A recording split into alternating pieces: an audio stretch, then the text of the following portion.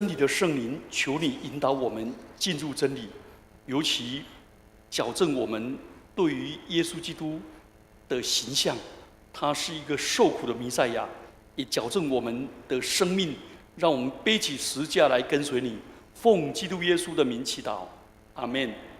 好，请我们打开马太第16章。来，马太第16章，我们来看1到4节。是法利赛人跟撒都该人试探耶稣，要耶稣显神迹。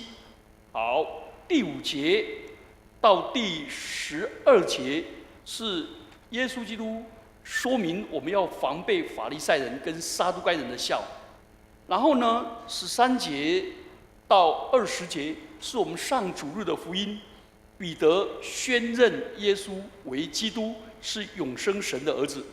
然后接着后面2段，就是我们今天要上的经课，就是21节到23节，耶稣预言受难，而彼得反对。然后24节到28节讲到做门徒的代价。好，所以我们今天的经文就是耶稣基督在马太福音里面的后半部。16章21节到28章20节是整个后半部。21节有一个，从此耶稣才指示门徒，他必须上耶路撒冷去，受长老、祭司长、文士许多的苦，并且被杀，第3日要复活。这里就把耶稣基督公开宣道的行程做一个非常重大的转折。所谓必须，说明这个是出于上帝的旨意。耶稣前往耶路撒冷，迈向苦难的旅程，最后终于导向复活。所以马太在后半本的圣经，后半本的他就用3个耶稣3次预言受难跟复活分成3段。他在16章21节、17章22节、20章17节都提到预言受难，所以耶稣就在这里就预告耶稣在耶路撒冷的日子。24章到25章是在那里论终末，26章、27章是耶稣的受难史，28章是复活。我们了解了背景以后，我们就来看今天的经文。请看21节。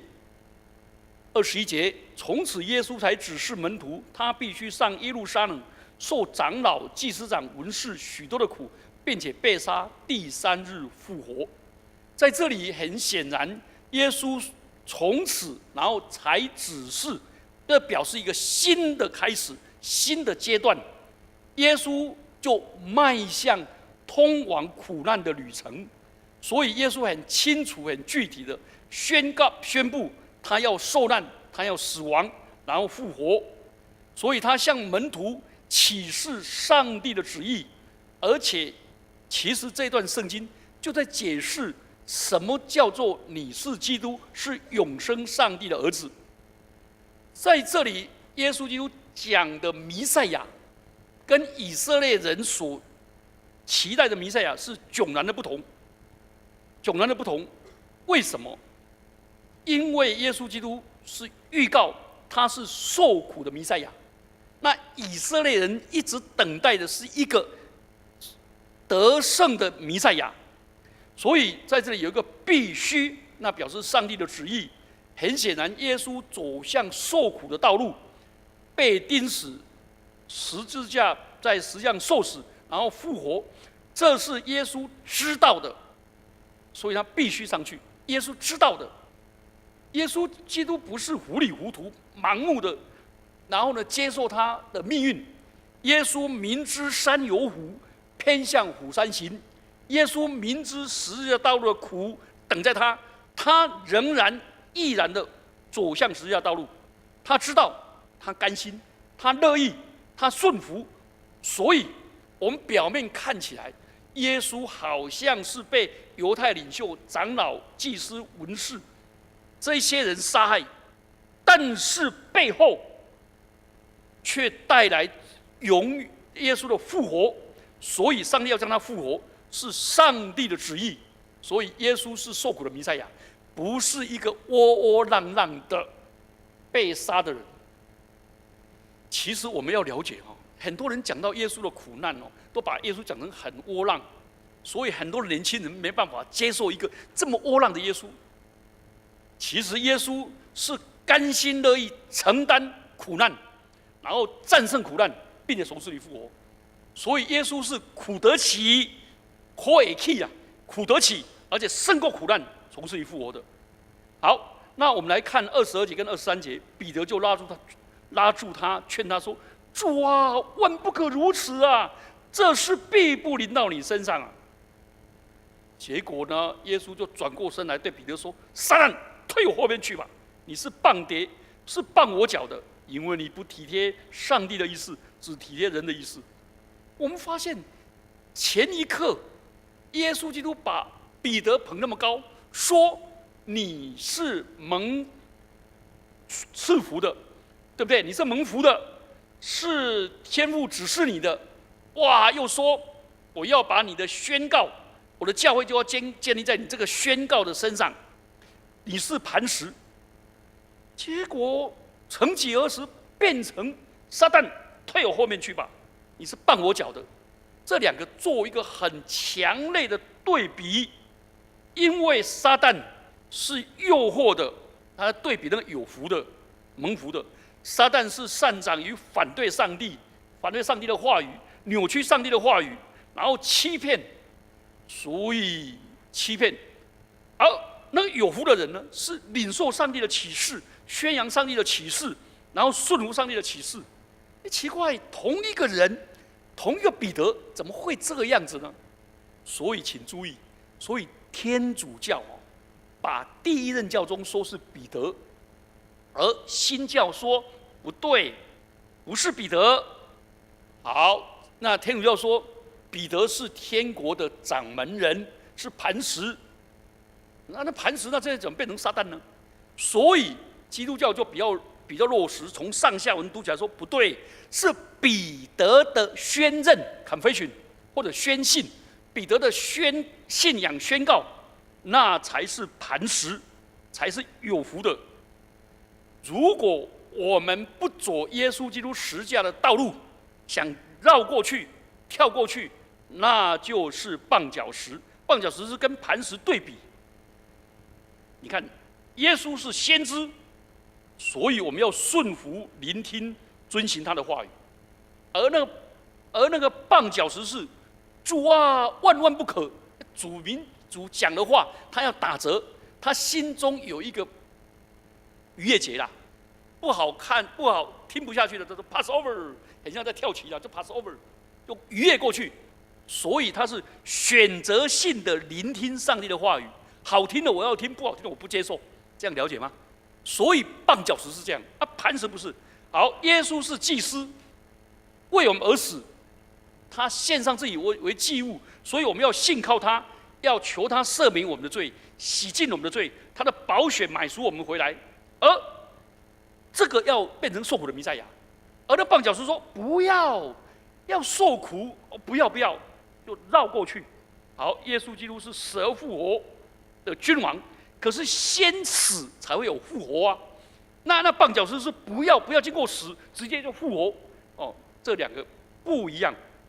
所以在这两个不一样的时候，很明显，耶稣说：“对不起，你不是有福的，你是撒旦；你不是磐石，你是绊脚石。”中间的关键是我们到底要抉择哪一个？这抉择哪一个？好。接着24节到26节，耶稣讲到说：“若有人跟随我，就当舍己，背他的十架来跟从我。因为要凡救自己生命的，必丧掉生命。”好，耶稣差遣12使徒的时候，去宣道的时候说：“不背他的十架跟从我的，也不配做我的门徒。得着生命的，将要丧掉生命。”好，那是马太福音第10章38节到39节。那这里跟这里有什么差别？耶稣讲话怎么会重复？好，圣经上讲到重复的是强调，第一次讲是对传道人讲，所以传道人要在教会里面做榜样，传道人要比弟兄姐妹更热心、更舍己，而不是让弟兄姐妹舍己，让传道人在那边享受耀武扬威。所以有几个传道人他说你看不起我，他说：“你怎么做的那么累呢？我们传道人出个嘴巴，我们就累，要累得半死。这我们的传道人才是尊荣的。”我说：“对不起，跟随基督十字架才是尊荣的。”他说：“啊，这两个要搞清楚。”好，耶稣基督差遣12门徒这样讲，可是我们也不能说啊，传道人你累得半死就好了，我们请你来做工的。不是，传道人是成全信徒，各尽其职。我们请教练来，不是叫教练去打球的，教练是做榜样的，但是我们要顺从。所以很显然，马太福音第16章24节就讲到，对象是耶稣的门徒团体，代表日后的教会。换句话说，每一个基督徒都被呼召背十字架。所以39岁就死了的潘霍华就说：“耶稣基督呼召人来，是呼召人来跟随他的死。”意思，耶稣基督把十字架解释叫做舍己，舍己，好，舍己。好了，基督教又很被搞混的一个名词。请问圣上有没有要我们爱人如己？有没有？啊，又要我们舍己？这两个到底怎么分啊？所以这两个是意思完全不一样。可是我们的中文呢，就同一个字，实在是很麻烦。那英文也同一个字。来，如果我认为我要舍己又爱人如己，所以我喜欢舍己，所以我爱我太太的方法就舍弃她，这样了解吗？我要舍己，所以我爱我儿女的时候就只能逼他舍弃他，是不是？同一个名词嘛，是不是？舍己，很多人搞错了，以为是百般的对自己百般的排斥，不接纳自己，百般的压抑，然后百般的羞辱，然后百般的贬义。所以我爱你的方法，我就贬义你、羞辱你。不对。所以在这里很显然，一个是 self。You must love yourself， 你必须爱你自己，因为你是神所爱的，这样了解吗 ？But you must abandon your selfish。selfish 就是你要舍弃你的自我中心呐。有人说不是，牧师是卖鱼的啦。selfish， 我把鱼卖掉，我说不是啊，是自我中心呐。selfish 是自我中心，所以这里舍己就是舍掉自我中心，舍掉自私自利，舍掉目中无人。所以我最近看那个在那个新闻报道我们那个世大运的报道很糟糕啊，动不动说我以台湾为骄傲，我们很骄傲，我们很骄傲，这就是不对的，应该是尊荣啦。I'm proud of， 又翻出尊荣，我以这些选手的表现为尊荣，我以我们整个大会工作人员为尊荣，是尊荣才对啦。我以荣光堂为尊荣，不要以荣光堂为骄傲，骄傲是把别人踩在地上，羞辱人、贬义人，说然后衬托自己多好。尊荣是我从神那里领受，是尊荣的，所以我越尊荣我自己，我就越尊荣人，叫做自尊而尊人，这样了解哈？自爱而爱人，所以圣上要我们要爱人如己，又要爱彼此相爱。所以做丈夫的要为妻子舍己，这舍己就这样爱的意思。OK， 这样我们都了解了，很清楚。所以舍己是舍弃世上的财富、民生、权利吗？不是啊！如果是这样的话，那基督徒每一个人都是六根清净，对不对？然后呢，然后说把扣卡这狼，就不管人间事。没有啊，基督徒要进入世界，所以是舍弃以世上的财富为中心，舍弃以世上的民生为中心为目标，舍弃以世上的权力为中心啊！太多人太渴望掌声了，他默默中服侍的，他就觉得牧师你看不起我，没有表扬我，没有在公开面前我说你左手做了，不要让右手知道，你得到天上赏赐，这样了解意思哈？所以不是基督徒没有放弃财富，是放弃财富为中心。所以圣上所说的财主，不是有钱人，是以钱财为主人的人，弄清楚哈。所以基督徒不是逃避权力，我们应当得了今日的位分，是为了容神益人这个观念。所以耶稣要舍弃的不是这一些，真的很清楚。所以耶稣讲话好吊诡啊，好吊诡啊！舍弃暂时的生命，而得逃的是永恒的生命。舍弃暂时的财富，所以你愿意把11奉献出来，10分纳1奉献出来，你得到天上永恒的财富。哦，这是这个对比。可惜啊，因为希腊文那时候，圣经那时候是用羊皮卷呐，那个字都很精简呐，很精简，所以不像这样，现在都这样很清楚。好，最后耶稣说，他将来人子降临的时候，他要照个人的行为报应个人。所以在今生里面背十字架的人，将来得到的丰富赏赐是大的。好，我们现在来应用，我们现在来反省。第一个，到底我是要接受一个荣耀光荣的弥赛亚，还是受苦的弥赛亚？如果我心中所信的耶稣基督是荣耀的弥赛亚，那我这样就是绊脚石、体贴人的意思。韩国有一次有一个大教堂，哇，过圣诞节好辉煌啊！全部都用灯树什么什么。有一个小朋友看到圣诞节好高兴，他要进去。结果门人说：“请问你穿这么脏，你怎么可以进来？啊，你身上有没有礼物？哦，为什么要带礼物？我们就要交换礼物我们礼物要500块以下呢？你有没有500块以内？你有没有钱？哦，没有，你不准去，就把他赶出去。这个小朋友就被赶出去。哇，我印象好深刻。我初中的时候，我想到某一个教堂去读书，结果那个牧师把我赶出去，他说：“你不是我们教都会有，把我赶出去。”啊，我当兵的时候，我就带了好多人去信主，带进那个教会。有那个牧师也很不高兴，跟我讲说：“你娶这新加赛有放加赛有新加那个无？”我说：“为什么？啊，你青年也不会奉献，啊，对不对？”然后呢，找些人来打乒乓球，他说：“乒乓球都是我们教会的，我给我们主地的呢，你外人来怎么打？”我说：“我们是基督徒啊。”你知道我遇到这种牧师哦，所以我以前想当学生工作，我不想当牧师，我觉得牧师给我印象太深刻了。可是这些人，我以后长大说我要立志跟他们不一样，立志不一样，我要做儿童工作，做些弱势者，不要像这样子。亲爱的弟兄姐妹们，很多人想要的是华丽、荣耀、富贵、耀武扬威、战无不胜的弥赛亚，这是以色列人他们一直盼望的。他们希望这个弥赛亚帮助我们，救我们脱离束缚跟压迫，尤其罗马帝国，然后使我们以色列能够独立建国。所以他们认为我们以色列史里面真正属上帝的人，一定是战无不胜，像大卫一样。你看战无不胜，凡他所做的尽多顺利，而且出入有主的同在。所以弥赛亚是来自上帝，当然不会犯罪啊。人会战败，就因为有人犯罪，像亚干这样犯罪。所以弥赛亚不会啊，所以我怎么可以相信一个受苦的弥赛亚呢？他一定不是来自上帝。耶稣若被杀，怎么可能是救世主？所以这样的人是很看不起教会中弱势。他们最喜欢讲的话是：“凡可怜之人，必有可恶之处。”有没有听过这句话？所以他绝对不同情，那个是上帝做主的。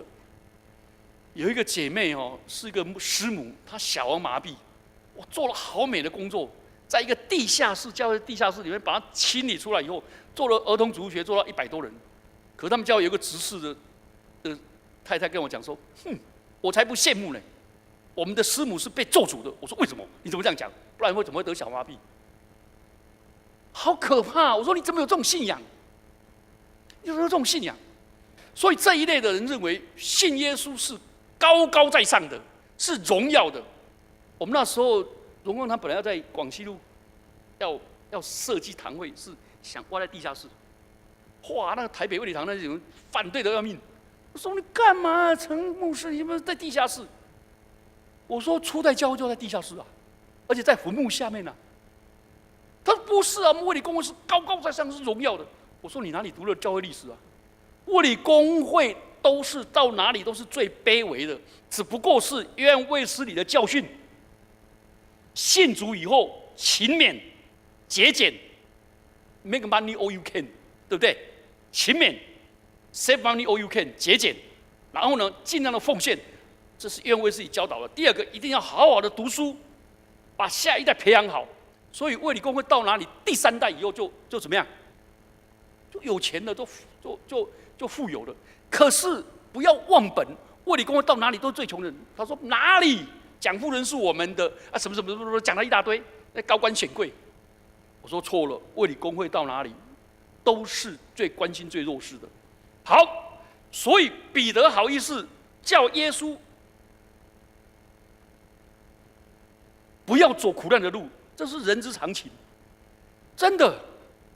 可是耶稣基督还是定义走向十字架的苦难，因为他知道那是意义重大，因为那是解决人类的罪。所以耶稣基督甘心的、乐意的，所以在这里呈现了彼得。请问你我像不像彼得啊？我们一直有上帝的呼召跟人性的软弱在那边挣扎。我们有时候坚强，有时候软弱，有时候认耶稣，但又好像不认识耶稣。彼得他一直想顺服，可是他有时候又自我膨胀。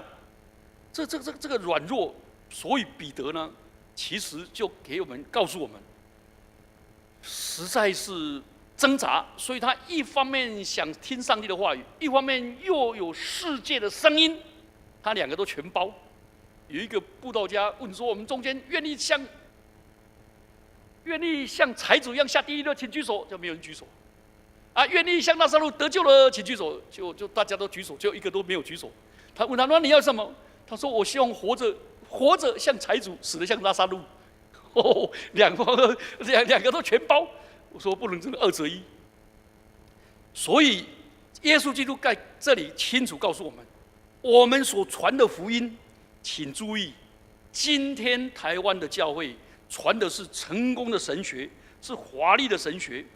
真的，什么叫荣耀的神学、华丽的神学？是人本的思想，认为我要靠着上帝的大能大力去做伟大的事工，然后呢，得到荣耀、智慧，用钱来荣耀神，用那个来，所以教会要大。所以，亲爱的，你的教会很小，表示你罪很大。所以我的牧师，我以前罪很大，被派来这里。那时候那个福音堂，那时候荣光堂前身才20几个人。亲爱的弟兄姐妹们，请问这样的神学对吗？我认识一个修士，跟我非常好。他被派到台湾的时候，有将近20年，整天照顾那些智障的、退化的老人，帮他们洗澡，帮他们什么，还喂饭，这样做了20年。他说：“如果上帝的口领意志在的话，我就做。”他以后是做那个呢，更新无教院的总务长呢。啊，我说那你怎么没有按神父？他说不用，那个口领不一样，神父就变成，因为他耶稣会的要变成要拿博士，要去教书。他说我想做那个卑微的人。如果一定要做大，那请问那些各种弱势团体，那基督徒要不要关心啊？那这就不要了。所以这是华丽神学。你知道那个十字架本来是重价的恩典跟舍己，因为耶稣为我们付出他的生命，并且他舍己，所以我们跟随耶稣，结果十字架变成是美观的装饰品，很辛苦。今天华人教会好像说你信了耶稣，你就可以发了那个。其实耶稣基督在这里告诉我们另外一个生命律，真实的生命律。耶稣没有要我们追求世上的快乐，但是要我们追求恒久的喜乐。耶稣没有要我们追求世上的幸福，但是耶稣要我们成为别人的祝福，那是福音。所以这个价值观是不一样的，这不一样的。哦，我蒙了上帝的赐福，所以娶到一个贤妻，是蒙了耶和华的恩惠。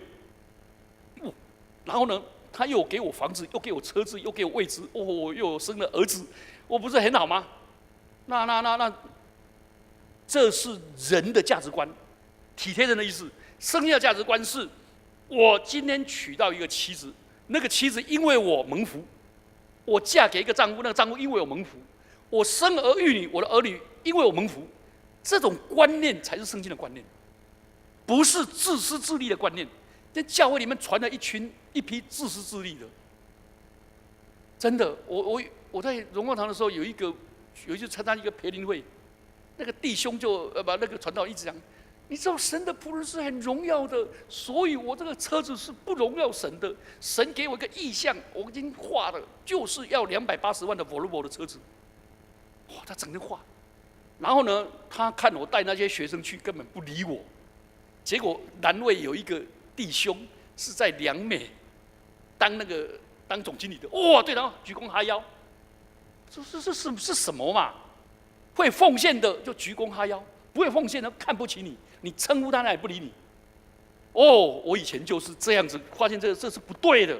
耶稣基督要我们走十字架道路。好，那我对十字架我们来了解，十字架有3个意义。第一个意义是救赎性的十字架，耶稣在十字架上，他没有罪的救主，代替我们成为罪，使我们与上帝能够和好。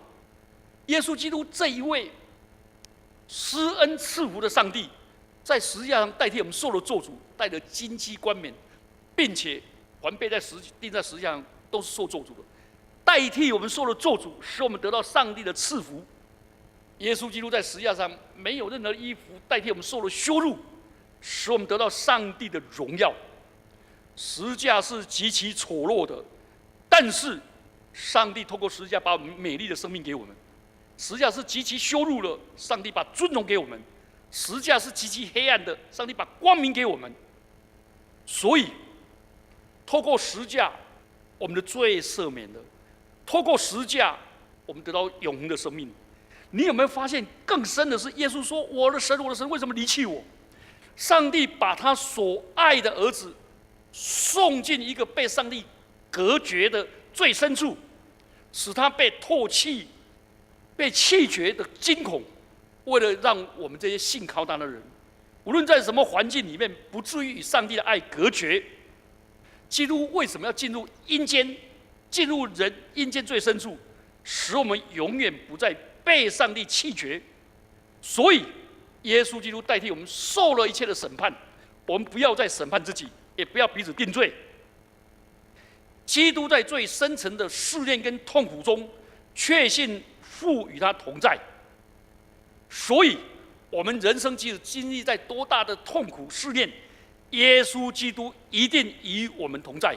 谁能使我们与基督的爱隔绝呢？这是救赎的方面。